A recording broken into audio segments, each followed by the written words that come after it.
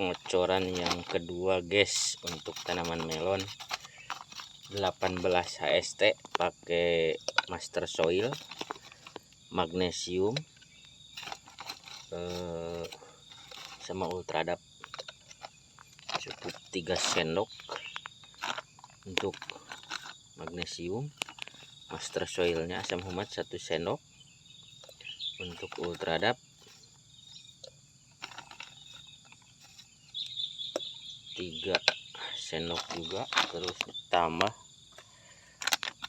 Nordok anti jamur bakteri layu batang. Cukup 1 sendok saja. Semoga bermanfaat guys. Selamat mencoba.